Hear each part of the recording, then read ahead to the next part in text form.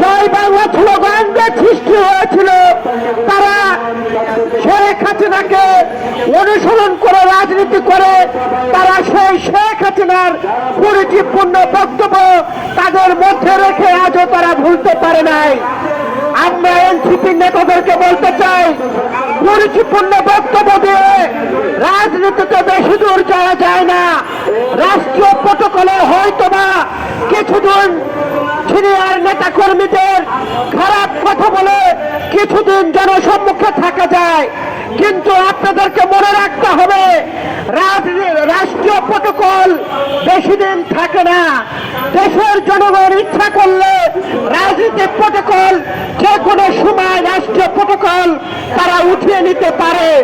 তার প্রমাণ শেখ হাসিনা ভেবেছিল তিনি সারা জীবন রাষ্ট্রীয় প্রটোকলে বাংলাদেশের মানুষকে দাবিয়ে রেখে তার মনের মাধুরী দিয়ে যা ইচ্ছা তাই করবেন, কিন্তু তিনি করতে পারেননি। বাংলাদেশের জনগণ তাকে ক্ষমা করে নাই। বাংলাদেশের জনগণ প্রতিবাদী। কাজেই ভারতের একটি দেশ তারাও শেখ হাসিনাকে রক্ষা করতে পারে নাই। এনসিপির নেতারা সেই ধরনের কুরুচিপূর্ণ বক্তব্য দিচ্ছে, তাদেরকে বলতে চাই দেশনেত্রী বেগম খালেদা জিয়া, জনাব তারেক রহমান এবং আমাদের বিএনপির নেতা কর্মীর নামে সেই ধরনের কুরুচিপূর্ণ বক্তব্য দিচ্ছে, এই বক্তব্যতে এদেশের জনগণ আপনাদেরকে রুখে দিচ্ছে। আপনাদেরকে আমরা রাজনীতিভাবে মোকাবেলা করব। আজকে এনসিপির নেতারা আওয়ামী লীগ থেকে তাদের রাজনীতি শুরু, তারা সেই শুরু শেষ করতে পারছে না। শেখ হাসিনা গত 17 বছরে যে আচরণ বাংলাদেশের মানুষের সাথে করেছে, নতুন করে আমরা দেখতে পাচ্ছি এনসিপির নেতারা সেই আচরণে তারা ব্যস্ত হয়ে আছে। আমি এনসিপি নেতাদের একটি কথা বলে আমি আমার কথা শেষ করতে চাই, এই ধরনের কুরুচিপূর্ণ বক্তব্য দেবেন না। বাংলাদেশের এই কুরুচিপূর্ণ বক্তব্য দিয়ে রাজনৈতিক অঙ্গনে উত্তাপ সৃষ্টি করে নির্বাচন বানচাল করা যাবে না। বাংলাদেশের গণমানুষের দাবি একটি জাতীয় নির্বাচন, সেই নির্বাচনে দেশের মানুষ ভোট দেবে।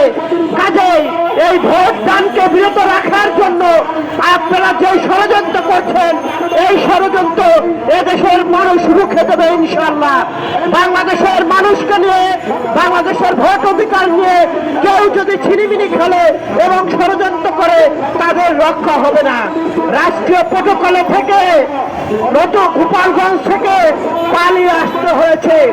রাষ্ট্রীয় প্রটোকল থেকে আপনারা আন্দোলন সংগ্রাম করেন, তারপরও পালিয়ে আসতে হয়।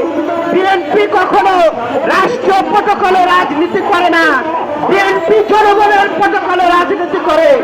কাজেই বিএনপি হলো গণমানুষের রাজনৈতিক দল। এই গণমানুষের রাজনৈতিক দলের নেতাদের বিরুদ্ধে কুরুচিপূর্ণ যারাই বক্তব্য দেবে, তাদেরকে এদেশের জনগণ প্রতিহত